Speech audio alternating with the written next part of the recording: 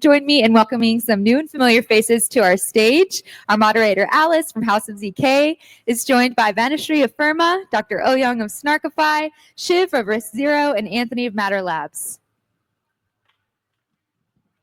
Thank you so much, Ashley, for the introduction. Very excited to be hosting this panel on what makes for an optimal proving service. As ZK becomes more widely adopted, the need for proving services becomes greater and greater. And this panel will really try to dive in and explore all the components that makes for an optimal proving service, focusing on efficiency, focusing on security, on decentralization, while balancing cost effectiveness. And then we'll also try to explore some of the trade-offs that exist in considering all of these factors. So to start, I'd like for each of our panelists to give a brief introduction of themselves and also the projects that they're involved with. So let's start off with you, Shiv. Yeah, so I'm Shiv. I'm the CIO at RISC Zero. I have product and engineering reporting up to me. Been here like a year. And RISC Zero is, of course, the ZK VM that we build, and Boundless is the universal ZK protocol that we build on top of that. That brings ZKPs to every chain. Yeah. Hi, everybody. My name is Vanishree. I'm founder of Fermah. Fermah is a universal proof market. And my background is in cryptography. Been in the space, been working on cryptography before crypto was a thing. And yeah, excited to be here. Thank you. Hi, I'm Jiannan Ouyang. I'm the co-founder and the CEO of Snarkify. We are building real-time proving for Ethereum. We are a GPU acceleration team, and over the past 2 years, we have won 6 Z prizes. I think we are the only team who have achieved this. Thanks. Hey guys, I'm Anthony Rose, CTO at Matter Labs, which is the company behind the ZKsync protocol. And ZKsync is building what's called the Elastic Network, which is a horizontally scalable architecture for ZK-based chains. Great. Yeah, we have a very exciting team of panelists here. But starting off very broadly, I'm wondering if we can discuss about some of the key characteristics that makes a well-designed proving service. And then also, if we could address some of the main bottlenecks or main kind of limitations in existing proving infrastructure. Yeah, maybe for me, it's security, price, performance, DevX. Yeah, at 4. So I think you have to nail all 4. If you're talking about backgrounds, my background is in marketplaces. Excuse me, my throat's a little bit. I worked at Amazon, Lyft, Grab, exchanging real services or goods. And you need all 4 to actually make the marketplace work really well. You need to make sure the prices are as low as possible. People get what they want as quickly as possible. And it's easy for them to get. You have to focus on all these things. Otherwise, really, the market will suffer. And then you have to overcompensate, either through the cost of acquisition going through the roof or cost of maintenance going through the roof. I think it's cost, time, and security, which are the 3 things that the end user cares about. It goes all the way down to the value chain. And how good the proving service is will have a say on these 3 things. So these 3 things are paramount metrics for a proof market to be successful, and also DevX. So these 3 things are ongoing metrics. DevX is typically the adoption metric. So all 4.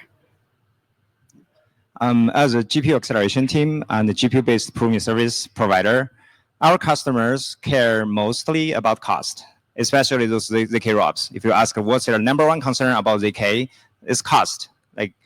The secondary consideration is maybe latency. However, if you improve their settlement time from 1 hour to 10 minutes or to 1 minute, it may benefit from them. But that's a secondary consideration for now. But eventually, they will have some protocol level benefit from real-time proving, for example, enabling interop, etc. Yeah, I would broadly agree. I think the summary of cost, price, latency, and DevX, unambiguously the key metrics. I think there's some second order ones, but they're sort of buried under them. So for example, ZK can be complex, but complexity affects things like maintainability, auditability, and it really comes down to security and performance. So yeah, I think the summary is. Yeah, there's also another thing I just realized is marketplaces are generally at least 2-sided, if not more. There's also like, I think like when you just spoke, I suddenly realized, oh, I was just talking about like builders, but there's the other side as well. People actually like participating in the market from the other side, providing the proofs. We kind of forget about them because they're usually sophisticated actors at the very least, unless you're doing some kind of pool proving stuff. But even then, it's like you expect a certain level of engineering ability from them. But Amazon would say customer obsession is like, you know, how you operate. Like if you make it easier for them and make it so that they're also making money. Now, to be very specific in our industry, to make sure they can cover their OPEX properly, right? Like, because machines don't run on vibes, they run on electricity, and then the guy shows up with the bill. So like, how do you like capture that as well, which is a little bit more businessy answer, but like you got to do all of it in crypto. Yeah, absolutely. And thank you so much for mentioning that. It's important to consider not just from those who are looking to outsource their proofs, but also those who are providing the proofs, those that are participating in these proving networks. And maybe if we have time, we can go into some of the specific incentive mechanisms that may be ideal for that kind of model. But so far, I'm hearing that the kind of key characteristics have to do with cost, have to do with latency and time, with DevX as well, and with security. But then I'm also wondering if decentralization is also a component in this as well. Do you believe that proving services should be decentralized, or is there still a need for or advantages with centralized high performance servers as well, provers as well? Are there any kinds of trade-offs between both the decentralized proving and the centralized proving approaches? Yeah, at least from our perspective, there's definitely going to be space for both. And there's use cases that make much more sense in a decentralized fashion and much more sense in a centralized fashion. For us, we're building a toolkit for building ZK chains. So there's this framework called the ZK stack. And there are good reasons that you might want to run with centralized proving or decentralized proving. So for us, we're going to provide support for both. For example, with ZK, you can build, even if we just limit ourselves to blockchains, which of course for ZK, we don't need to, we can go beyond, and there's many other use cases outside of that. But for a private Validium, right? If you want to be able to run a chain that's interoperable with the rest of the ecosystem, that you can still prove to the outside world is correct, but you don't want to expose state, well, you're going to probably want to run centralized proving services, and there's like good reasons that financial institutes might do that. But also for teams that want to be, building open, sort of more traditional public blockchains, just decentralized ecosystems are kind of the thing that many of us are here to build. So for us, we think there's a marketplace for both. We think there's, with the ZK stack, we'll support both. Yeah, for us, like in a lot of ways, like Boundless, for example, is going to be decentralized from day one. The reason for that is like the more conversations we have in the crypto world, people just don't want to introduce new trust assumptions, right? So Eigen's a classic example. They're down the street from us. They talked to us and they said like, yeah, we can't do centralized. Why? Because, well, look at our business model. We can't really use something that's centralized. It just completely tarnishes our image. So from that perspective, like if you are able to bring the trust assumptions of the chain into the decentralized network, which is how we're building Boundless out, we don't introduce any new points of failure. There's no multi-sig nonsense, right? So we want to like make sure we do that. But I do agree, there are always going to be customers who are going to say, we're not on chain. We just need something fast and like we want it off chain. And there's going to be these unique cases, like one part of building a marketplace is there is some kind of like on-chain negotiation on cost or something else that introduces a slight latency. It's going to be minimal, but like it's going to exist. Some people are just like, oh, I want it faster. So there's going to be like centralized proving for them as well. For consistent workloads where you want to like negotiate like some kind of like pre-negotiated price. Like we have a mechanism that we're imagining that is going to be very useful on Boundless. Even then, let's like control cost. But there are these odd customers who don't even care about cost, right? There might be like, oh, we got bags of money. I don't know who these guys are. I'm trying to find them, but like, for them. I think there are. So think about a customer. What do they initially care about? Cost and time. Then let's say they delegate proving to a proving service.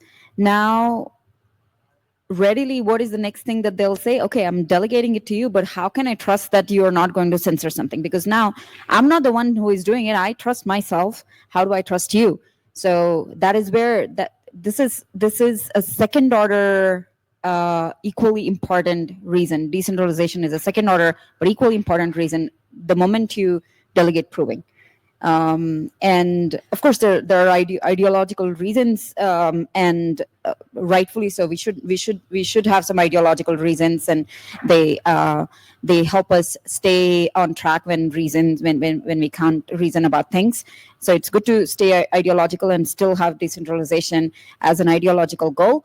And I do not buy the fact that centralization is the way you can achieve efficiency. You cannot, ZK has these peculiarities, and you can the moment you understand these peculiarities, what you cannot achieve by delegating proving to a centralized service, you can achieve by understanding those peculiarities, baking those peculiarities in the way you orchestrate your proving, and have better efficiency. Better efficiency meaning better cost, better proving time. So decentralization. I'd like to share my take. So I like the ideologic angle. I'll give a very practical angle. Again, start from the customer's view. They care about cost right now, no matter what way, who we work with. So actually, we use decentralization as a cost solution. Why do I say that? Because we need to move off public cloud. Once you move off public cloud, you immediately get a 5x and 10 times cost reduction. So the next question is, once you move off the public cloud, who is a centralized entity? Does Snarkify want to buy all the GPUs and become the centralized entity like another AWS? No, we don't. We don't want to spend the capital on that. So we just rent and source GPUs from existing third-party providers to provide cheap GPU rentals from AI or from crypto mining. It's very easy to find them. Then immediately this becomes a decentralized proving service solution to solve the cost problem that our customers care about. So that's how we apply the decentralization principle here. Yeah, I actually agree with that quite a bit but it's kind of like two interesting concepts intertwined into one, which is in our industry, decentralization means a very specific thing in the blockchain world, and you have nodes and stuff. For us, because computing is a commodity, literally it could be some old man running this in a basement in Russia. Doesn't really matter. The real key to decentralization here is to use commodity hardware, right? So this way, your ceiling is AWS, public clouds. It's there's this argument that people make, which is what if someone comes in and they have some unique technology that makes proofs a lot cheaper when they take over the market? I'm yeah, okay, then what? It's then they'll just start price gouging. They'll increase it up to what? AWS. They can't go further than AWS because you're using general purpose sort of hardware. The second you go into weird custom stuff, that's when decentralization sort of gets affected. So for me, I actually differentiate between decentralization and prover diversity. You do want lots of just for liveness, you want at least 3, if not 4 large people. Then get individuals to pump in as well. But to be honest, at least in ZK proving, because it's going to be commoditized, you're going to see a lot of bigger players who are very good at running data centers and can bring costs down to the customer coming in. Yeah, and it's really great that you make that differentiation between the prover diversity and with decentralization. And yeah, as you mentioned, Anthony, there may be some use cases where perhaps these centralized proving services may make more sense depending on the use case. And then also, but to your point, Vanishree and Dr. Jiannan, centralization isn't necessarily the key for efficiency. There are ways in which we can have decentralization, but then also have that efficiency component. So really liked all these perspectives here. Also very curious to hear about your thoughts on how important hardware acceleration, and maybe Dr. Jiannan, you have some more insights on behalf of Snarkify, but how important hardware acceleration is for scaling these types of proving services. What kinds of maybe recent advancements have we seen that are making a big impact? Yeah, curious to hear your thoughts on this, Dr. Jiannan, but then also from the rest of the panelists as well. Sure. This actually, I have a long version of answer, but I'll try to make it short. So most people will come to us asking, well, GPU or FPGA or ASIC. 2 years ago, when we were raising our seed round, we are betting on GPUs, but everyone else, those hardware acceleration companies for ZK, was betting on FPGAs and ASICs. There are some technical reasons behind it that why GPU will win. We know that, but some other people may not know it. But I think we make the right bet, and still we believe for the next 2 years or so, we are still on the right track using GPU to accelerate all the ZK accelerations. So FPGA is already out of the picture. Let's talk about ASIC a little bit. I believe there are opportunities for ZK ASIC. However, it's very challenging for them to actually win the market. On one hand, the market size is very small. It's like even too small for GPU vendors, not even to mention an ASIC business who need like $10 million or $100 million to tape out the chip. And another question is, ASIC companies are not really competing with teams like us. They are more like competing with NVIDIA plus us. So we are making ZK very efficient on existing GPUs. NVIDIA is improving their GPU devices. The ZK ASIC vendor has really beat us both, like to achieve a 5 times cost reduction or efficiency improvement to win the market. I'm not saying it's impossible. I think eventually we could reach there. It's just very challenging to build a successful ZK business, ASIC business. I think maybe also just to add something that I think complements this this answer is the rate of change and the rate of progress in ZK. I think, at least personally, surprises me, even though we're like working and believe deeply in the field. You know, taking a step back and kind of thinking about the evolution of our proof system. We launched, you know, ballpark 2 years ago with version 1 of the proof system. 1 year later, we're doing a major upgrade that, you know, is now on mainnet. This year, we're working on another major upgrade. And GPUs give you that optionality over the future. And we're expecting every couple of years to sort of, the rate of change is, you know, there, and we should have that level of flexibility to keep evolving the proof systems. And like pre-committing to a hardware service today would bind you to something that's maybe irrelevant 18 months from now. Yeah. Also, like, and it's a very interesting point to think about, which is like how much is cheap enough, right? Like, and we have like really large workloads sort of like running right now, and we can see like, oh, this is what it costs, and then you talk to the customer and go, what if it was like, you know, 1/5 of that? Is that good enough? And they go, yeah, that'd be perfect, right? So there is, if you think about like demand as like a pyramid, right at the tippy top was when like, you know, it was custom circuits, and there's like 5 people who could write them, 3 people who could like audit them, and you know, they all meet in a bar and then exchange cash. ZKVMs has done this one interesting thing, which is like widen the pyramid up. Teams like Snarkify, who have like quite a lot of expertise in GPU tuning, we do too, and like we're doing a really good job of like bringing the cost down. And there's like this weird slide I have somewhere where like where I can just track our progress. Every quarter we speed up by like 4x. It's the minimum. I mean, obviously there is a limit after which like you can't, but that's a great trajectory to be on. I think getting too hungry with like ASICs is difficult, but there's another quandary here as well. You can't just ship an ASIC in a quarter.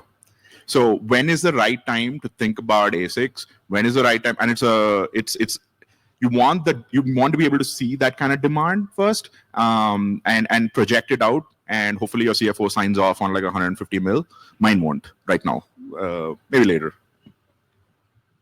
I think I share the same opinion that we are not ready for ASICs. We are probably not ready for FPGAs, even given exactly like Anthony said, the pace of change in in the proving algorithms doesn't give you the stability that it'll make sense to invest and use FPGAs and ASICs.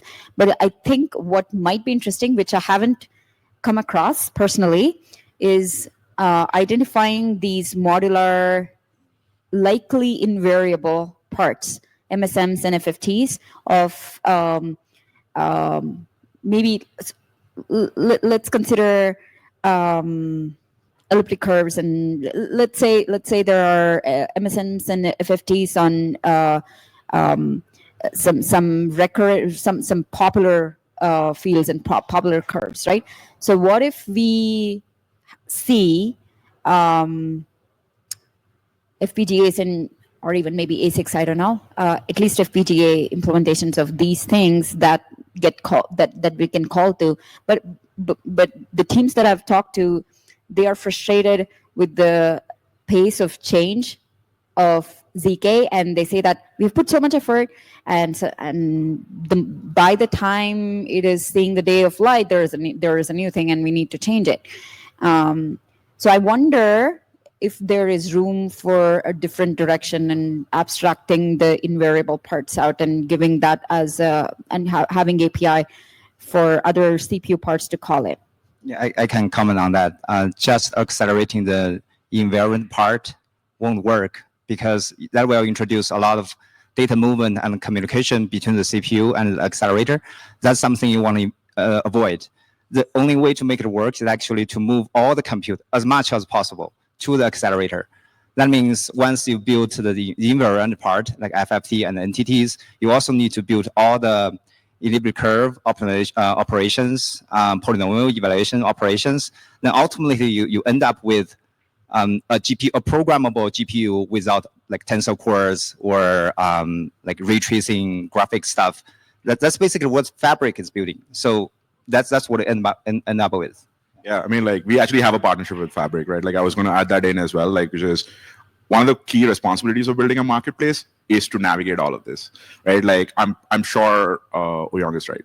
Like, but also it's incumbent upon market makers to try everything, to like go investigate in person. Fabric's a great partner. They want to go give it a shot. They want to like, build this. And I'm fairly confident they're going to build something awesome. Irreducible with their binary fields. That's another crazy approach, right? Like you want to go for the 3-pointers as well. Like I said, it is a pyramid. If you widen the pyramid and keep lowering costs and like keep commoditizing it even more, you want to take all these shots to see what the limit is. So I think there's a theoretical argument, but you also want to like give it all a shot. Like ZK VMs was like was more my CTO and my CEO getting drunk in a bar, really, like literally, and coming out with like an answer. Like we need to like keep pushing that as well. It's also the ethos of crypto is to like try new things, not wait for the demand, but create the demand. So all in, I'm saying like, I guess it's hard, but you got to do it anyway. And we are. Absolutely. And I also wanted to go back to some of our previous points, like what you mentioned, Shiv, about the prover diversity, and just also looking at it from the perspective of those who are participating in the network and supplying these proofs. I wanted to dive into a little bit more about some of the maybe optimal incentive models that you all see in incentivizing the fair participation among all the participants in the network. Are there any kinds of frameworks or models that you see as ideal? I can go. There are various ways of incentivizing. So like I was mentioning a little while ago, you need to have some sort of a guarantee from external people who are generating proofs, because you're not the one who is doing it, somebody else is doing it. So how can you trust that? How can you incentivize them to behave per their commitment? And there are at a high level, there are two ways. One is you have redundancy, have 10 people do it. You hope that one of them will generate a proof, and one is good in one proof. Anyone who generates a proof, as long as it verifies, is good enough. Now, this is an inefficient way. What's a more efficient way? You have these people stake, and you slash if they don't behave. And you have them stake the amount that is like, so you want to, so that is one. And I think there is another interesting point on how to split the proving in such a way that if somebody doesn't do the work, you know that they're not doing the work early enough that you're, let's say, for example, take A100, take a ZKVM or a ZKVM proof, just one machine, just sequentially does all the inner circuits, takes about a day. You can't wait for a day and then they say, oh, I don't want to do it. You don't want that situation. You want the feedback of them doing early enough. You want to cut things. You want to do that. And this is why I like ZKsync. So we are yet to integrate Boojum 2.0, but what I like about Boojum is that there are so many internal steps. There are 5 levels, and each level has these circuit prover. It also has this, even within the circuit prover, there are these modular parts: witness vector generator, witness vector generator, and circuit prover. We get feedback on them doing or not doing, so that if they don't do it, we can quickly give it to another party, slash them, take the extra money, and further incentivize the next person to really do it fast. Yeah, maybe just to add on. So yeah, we thought obviously a lot about this, and at least for us, one of the things we care a lot about is going to be the latency of proving. Right? We don't want action X to happen, and then the proof is generated or available 6 hours later or 3 hours later. We want to, and the industry is trending towards near real-time proofs, right? Particularly for use cases like interop, if you want to be able to do a thing on chain A, react on chain B, but without new trust assumptions, you're going to want to have seen that proof being generated and being verified. So yeah, we've thought a lot about this. We thought a lot about slashing models being a good one. Also because there aren't really strong incentives to be malicious, right? You can't generate a fake proof if your system is kind of implemented well enough such that you can kind of push it into a malicious state. So really all you're able to do is sort of denial of service style attacks. So slashing is a good mechanism, at least for where we are today, which is obviously relatively new in the industry, to protect against that being a kind of very real threat. And reputation for provers will likely be something that a lot of us are spending time thinking about. Yeah, same here. Like we actually have like a very unique solution for a lot of this called proof of verifiable work, which you actually introduced me. Then more technical details will come out when our marketing says so, I guess. But in a lot of ways, like the key thing to focus here is, in my opinion, three things. One is this mechanism has to be baked into the market and also a function of the tokenomics as well. We are, after all, you have to use tokenomics. Like there's no other way to like align incentives. There is no centralized party to like keep everyone in check. So how do you actually think about that? And also like how do you actually use the properties of ZK to drive some of these incentives as well? Like you're not selling diapers, right? So there's something about how we sell compute as well, which I think can be added into the market to make sure incentives align. A very interesting thing also is like you want to keep the liveness of the market up. Like, oh, there's no job, so I'll just switch off and like vanish. How do you like make sure there is an incentive for like staying live? Like in Uber's world and Lyft's world, when I used to like run pricing teams, one of the weird things is driver incentives. So like, oh yeah, just even if you don't get a job, we'll pay you a little bit, stay on.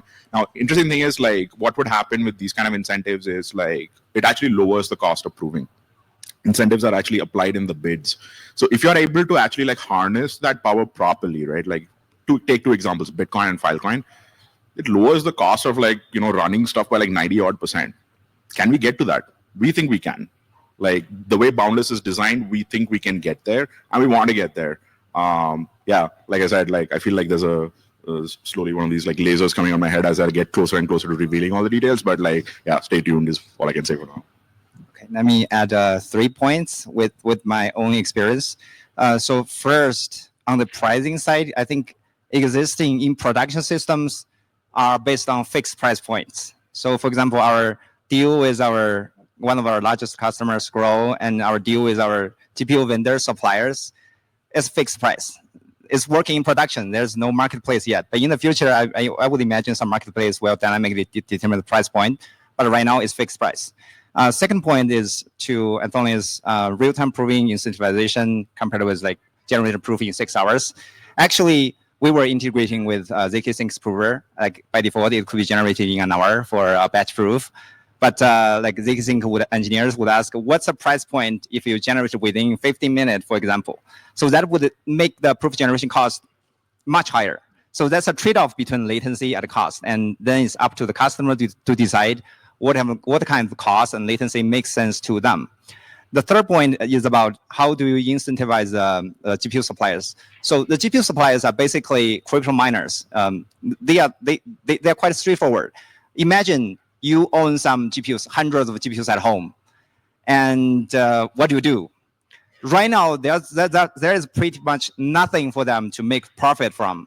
So as long as you give them something to compute that can cover their electricity cost with some 10% profit margin, they will do it.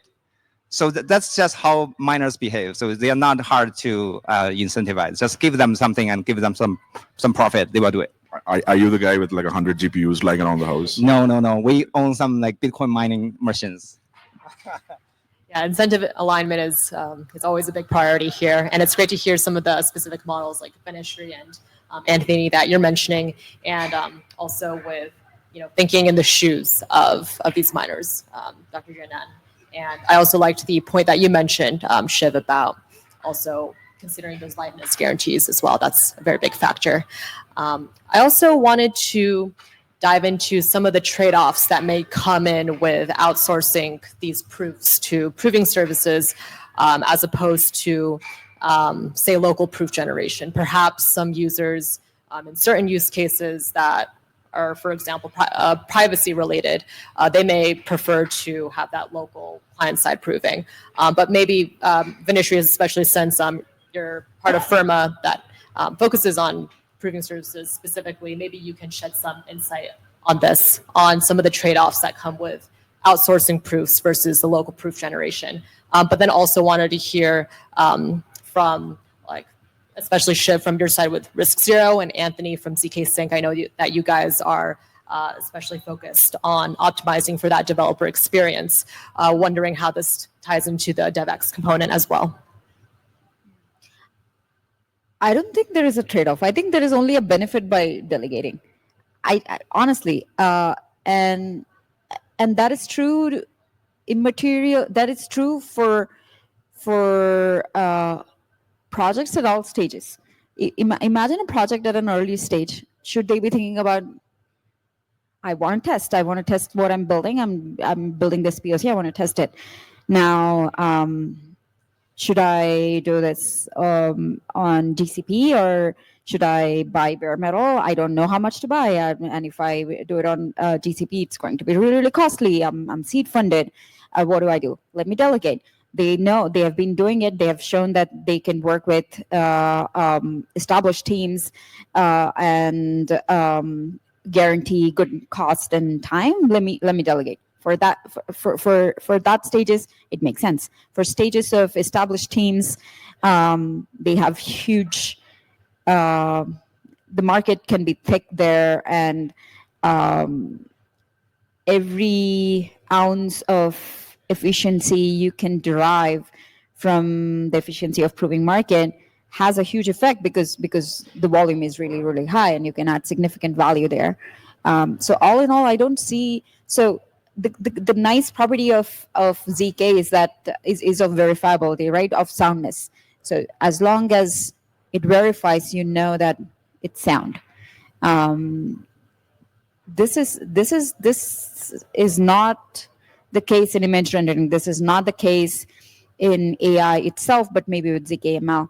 But ZK has this property, and to your question, I don't think it's a trade-off at all. I think it should become, so we are integrating with ZKsync, we are integrating with Scroll, we are integrating with other teams, and this initial integration with ZKsync should set the right signal out to the public, that out to developers, that do not worry about proving. This is part we are here to help, to benchmark, to help you run testing, etc. So, yeah, I think everybody should do it from day one.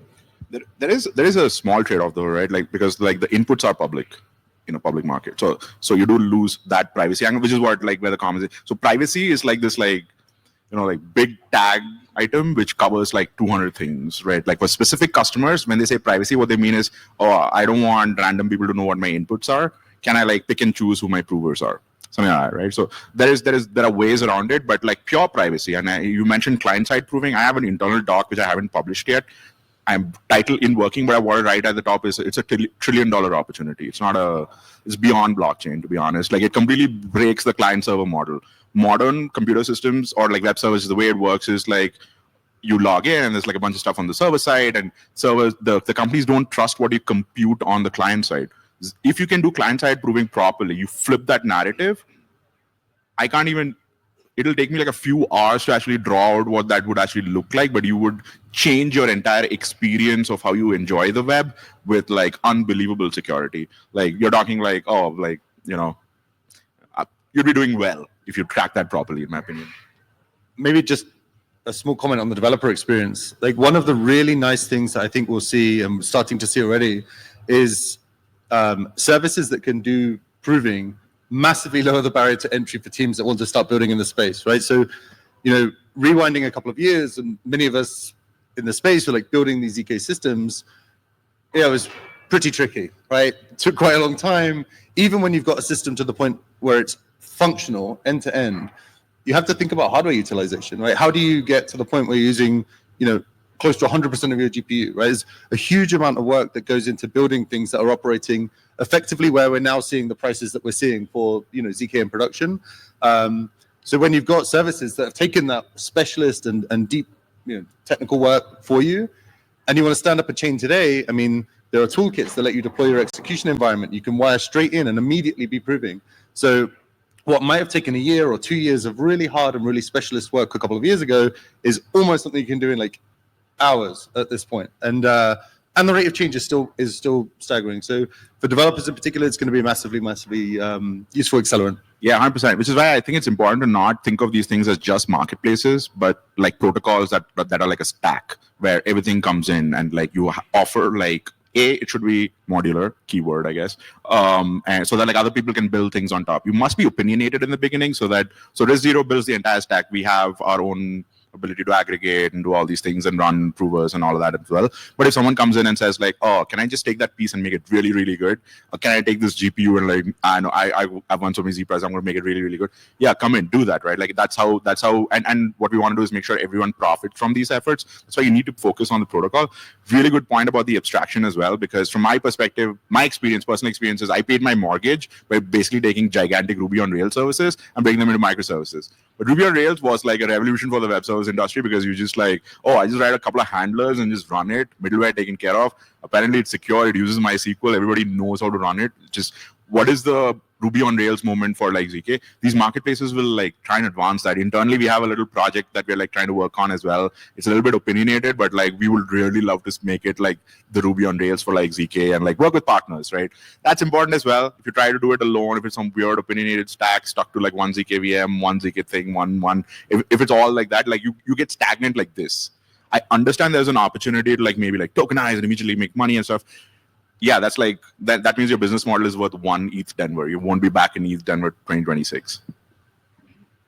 I actually want to respond to what Shiv said about I know we are running out of time, but real quick, this is very important, I think. Trade-off when you delegate, when ZK part of zero knowledge proving is important. You can't delegate because you have the sensitive information. That's why people are going to client-side proving. But there is a big problem in client-side proving. Huge problem in client-side proving. Why? It doesn't scale.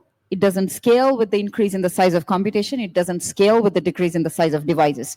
The moment you figure out, okay, this is the proof system, and this is the computation, and this is the country in which you want to deploy. Again, your BD goes to another country, they have flip phones, what are you going to do? And you build the bigger, somebody builds an application on top of you which has bigger computation, what do you do? It just is an architecturally unscalable solution.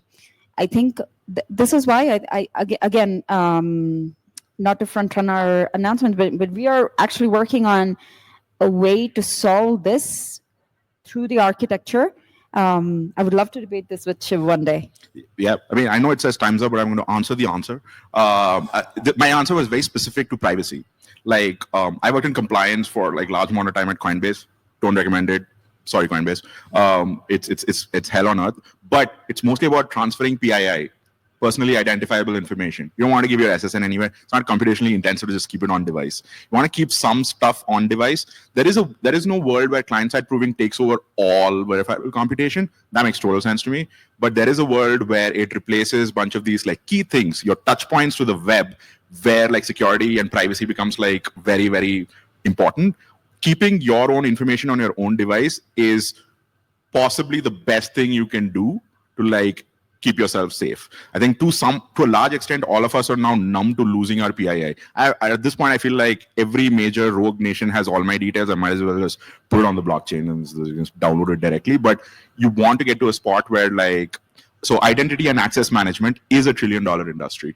That gets completely appended. I'm not saying we're going to replace all of them. They will adopt this. Like you can bake it into browsers, right? So just for privacy focus, definitely larger computation. Like you don't want to heat your iPhone. Absolutely. And it's very interesting to see those kinds of, depending on the users, what their choices are, what they're trying to go for. Vanishree, you mentioned that client-side proving has those limitations within scaling, but then at the same time, Shiv, you mentioned that for those privacy-focused applications, it may be more appropriate. But overall, really appreciate all the insights offered by all of our panelists today. For proving services, it's not just simply deploying it. There's many factors that one needs to consider with latency, with cost, efficiency, general incentive alignment, liveness guarantees, all of the points that we discussed today. So really appreciate all the insights from all our panelists today. Thank you so much. Thank you. Thank you. Thank you. Host.